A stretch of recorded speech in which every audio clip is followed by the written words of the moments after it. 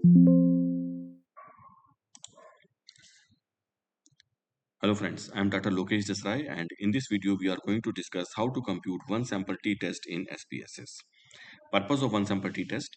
The one sample t-test is applicable for the research scenario where researcher wants to determine whether sample belongs to particular population. Hence, the unknown population parameter can be hypothesized based on the certain assumptions.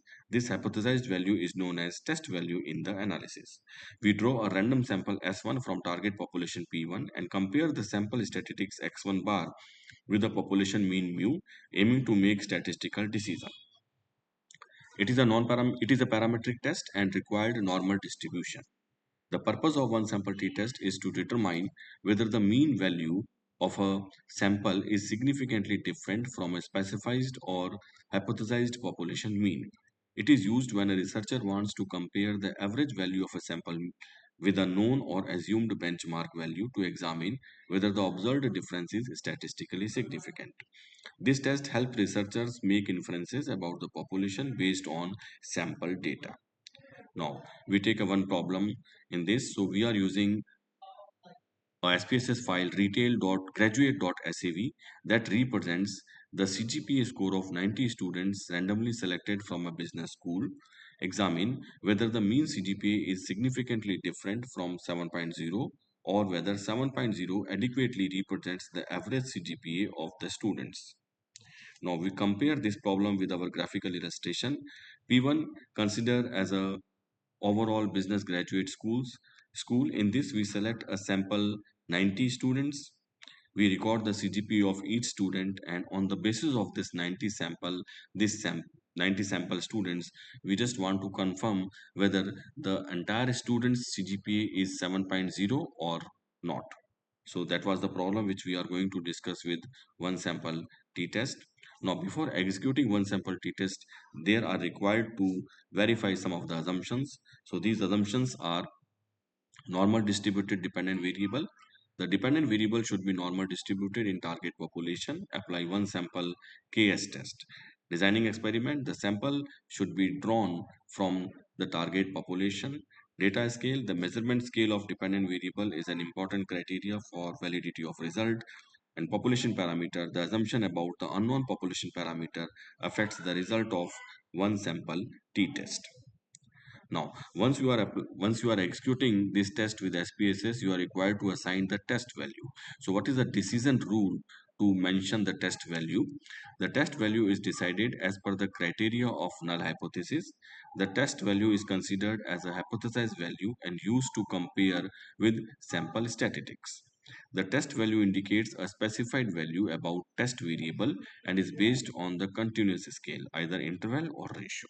In our case, we select test value of 7 for this one sample t-test because it represents the hypothesized or benchmark average CGPA. The purpose of the test is to determine whether the mean CGPA of a sample of 90 students is significantly different from the assumed value. In this analysis, 7.0 is considered the expected or standard average CGPA, and the one sample t-test compare the sample mean with this benchmark value to examine whether the difference is statistically significant. So now we open SPSS data sheet to execute this one. Now this is SPSS data sheet in which total 90 students are there and their CGPA is recorded as you can see in this data. So before executing one sample t-test, first we check the assumption of normality. So go to analyze, non-parametric test, legacy dialog and one sample KS.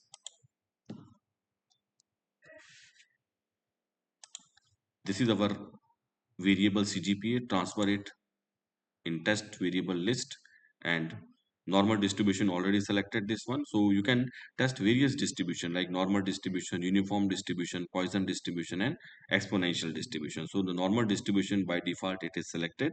So press OK and in the output SPSS window you can find the result of one sample KS test. So in this you have to check the p-value that is reflected by asymptotic significance two-tail value and it is 0.065.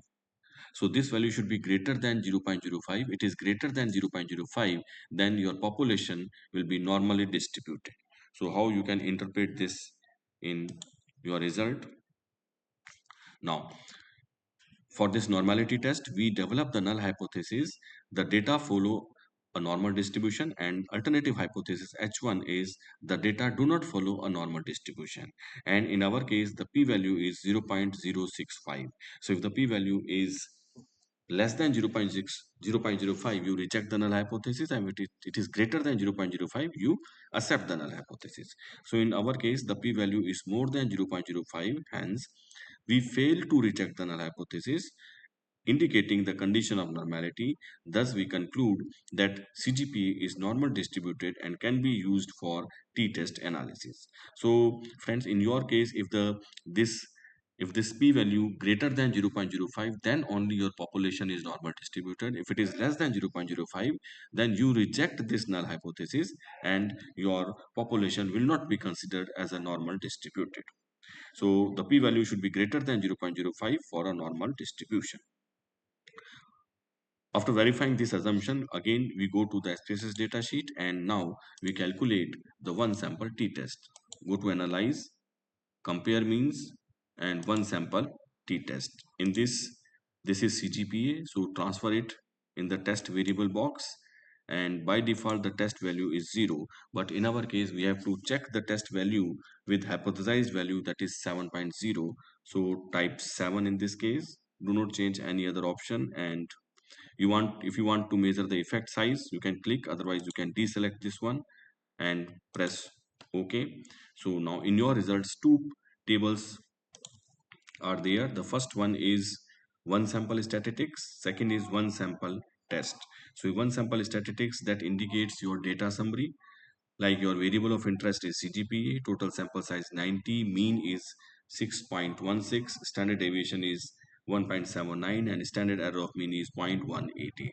And the next table is one sample t-test, in which the test value is assigned 7, and the t statistics value is minus 4.4, degrees of freedom is 89, it means n minus 1. So n was the total sample size, 90 minus 1 is 89, and this is SID. So SID is always known as the p-value, so it is less than 0.001. Mean difference, it means 6.16 minus 7, it is minus 0.833, and 95% confidence intervals of the differences, lower bound and upper bound limit is from 1 minus 1.2 to minus 0.45. So how you can interpret this one?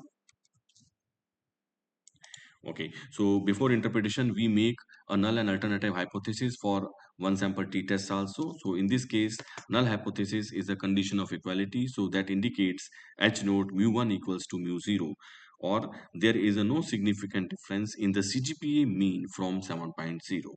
And alternative hypothesis is HA mu1 is not equals to mu0. It means there is a significant difference in the CGPA mean from 7.0.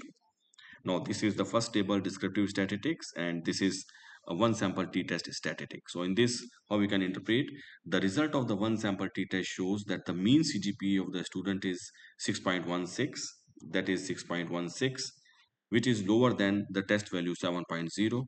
The test statistics T is minus 4.4, degree of freedom 89, p-value SIG two-tailed is minus, sorry, this is 0.000, which is less than 0.05. The null hypothesis is rejected.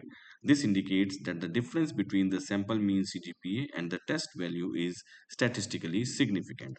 So because the p-value is less than 0.05, so we reject the null hypothesis. And what is our hypothesis? There is no significant difference in the CGPA mean from 7.0. The mean difference is minus 0.83, meaning the student's average CGPA is 0.83 points lower than 7.0.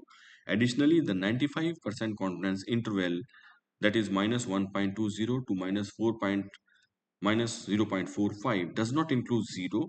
It means it also confirms a significant difference between the mean CGPA and the test value 7.0.